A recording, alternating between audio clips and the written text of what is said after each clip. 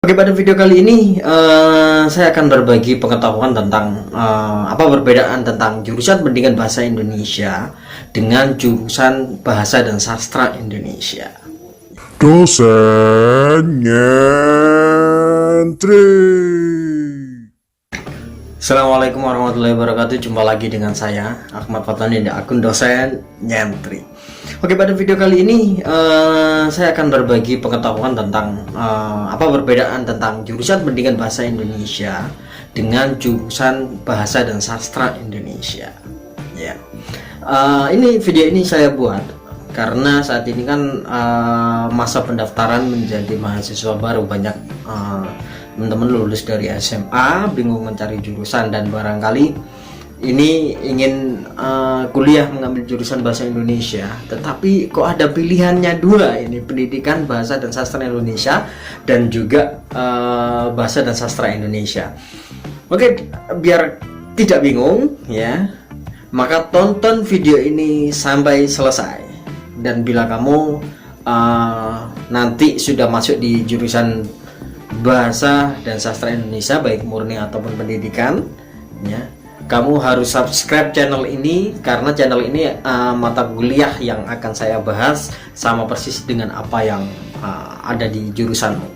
Oke, langsung saja perbedaan ya antara jurusan pendidikan bahasa dan sastra Indonesia dengan jurusan bahasa dan sastra Indonesia ya. Pertama ya, kalau pendidikan nanti lulusannya pasti SPD. SPD itu berarti sarjana pendidikan, menjadi guru. Ya. Nah, kalau pendidikan bahasa dan sastra Indonesia nanti gelarnya ini SS. Ya. Ada juga yang dibawa ke lingkup humaniora jadi S.Hum. Ya, ada SS dan S.Hum nanti. Ada dua itu. Tapi kalau pengambil jurusan pendidikan tentunya kalian nanti akan menjadi guru ya, jangan sampai salah persepsi. Nah, apakah pertanyaannya nanti misalnya saya masuk ke jurusan apa namanya SPD atau pendidikan, kalau misalnya nanti ketika kerja saya bekerja di bank bagaimana? Lah, ini pertanyaan yang cukup menarik, biasanya kan banyak ini yang bertanya-tanya semacam itu. Nah, begini, kalau dulu bank perbankan gitu ya menerima itu ya yang penting S1. Tapi saat ini bank sudah mulai selektif memilih sesuai dengan jurusannya ya, kemampuannya, jadi tidak random lagi, tidak acak lagi. Jadi lebih baik kamu menentukan kira-kira nanti kamu akan mengambil jurusan apa. Lah, terkait dengan mata kuliah yang membedakan antara pendidikan dan murni, yang saya sebut pendidikan dan murni berarti pendidikan bahasa dan sastra Indonesia. Kalau saya menyebut murni itu berarti untuk bahasa dan sastra Indonesia ya. Jadi bedanya untuk pendidikan dan murni, pendidikan nanti dibagi menjadi 3 lini ya, mata kuliahnya dibagi menjadi lini. Satu tentang kependidikan, yang kedua tentang kebahasaan, dan yang ketiga tentang sastra. Oke, jadi 3 ini. Nah, kemudian kalau di murni ini hanya ada 2 ya, tentang kebahasaan dan tentang kesusastraan, 2. Nah, berarti lebih enak jurusan sastra murni ya? Nah, belum tentu.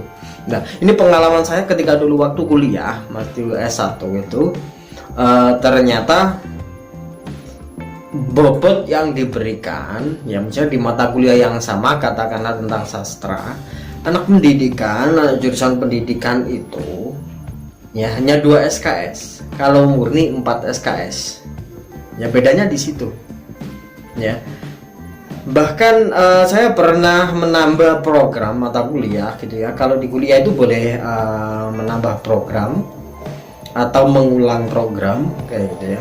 Nah, kebetulan kali itu saya mengambil bukan di kelas murni tetapi di kelas pendidikan, dan ternyata tugas yang diberikan kepada saya oleh dosen itu berbeda dengan teman-teman yang jurusan pendidikan. Nah, sehingga kala itu teman-teman mengatakan bahwa ternyata anak sastra itu lebih sulit daripada anak pendidikan. Nah, itu seperti itu. sebenarnya relatif ya, soal pendapat itu relatif. Nah, tetapi kalau menurut saya sih ada kesusahannya masing-masing. Misalnya kalau saya masuk ke jurusan pendidikan, saya mungkin tidak telaten membuat media apa ini dan lain sebagainya itu. Tetapi saya juga bisa mengerjakan tugas-tugas pendidikan. Kala itu kebetulan saya punya teman dekat gitu kan, anak pendidikan. Nah, saya sering membantu itu, sehingga saya bukan pendidikan tapi saya menguasai ilmu-ilmu kependidikan lah. Nah, itu menariknya. Nah, kemudian yang tahap kedua ya, tingkat kebahasaan itu biasanya sama ya, jumlah SKS-nya sama. Yang membedakan ada di kependidikan dan kesastraan. Nah, jadi fokusnya seperti itu. Jadi karena mengapa tadi 4 SKS kalau murni ya, karena murni ini lebih fokus ya, pembagiannya analitisnya lebih fokus sehingga bobotnya lebih ditambah, lebih berat kayak gitu ya.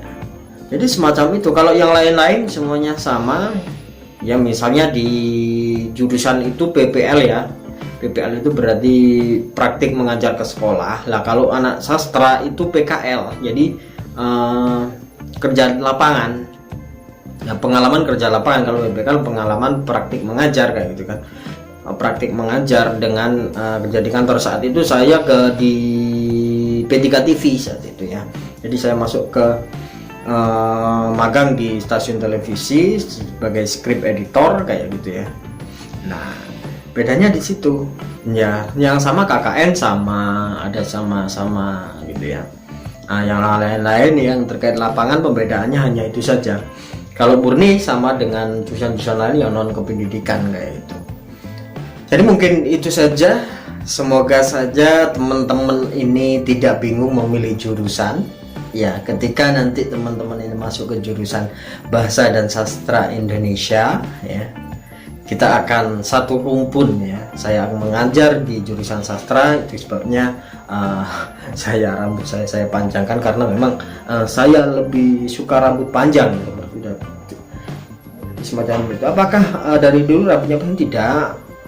Kerap kali kadang saya potong gundul kayak di corbuser kayak gitu ya. Jadi gitu aja ya. Ini hanya bagian dari kesukaan saya gitu ya, yang kebetulan sunnah rasulnya seperti itu. Rasulullah kalau di rambutnya kan sebahu kayak gitu lah. Itu saja ya. Semoga video ini bermanfaat bagi teman-teman yang mau masuk ke jurusan sastra Indonesia atau pendidikan dan bahasa Indonesia. Dan yang belum subscribe channel ini, akan berbicara tentang bahasa, sastra, budaya dan kesenian, dan juga teater. Setelah beberapa waktu ke depan saya akan menggarap tentang teater di video ini, materi-materi tentang teater. Cukup sekian dari saya kira. Wassalamualaikum warahmatullahi wabarakatuh. Sampai jumpa lagi di akun dosen nyentrik. Jangan lupa subscribe.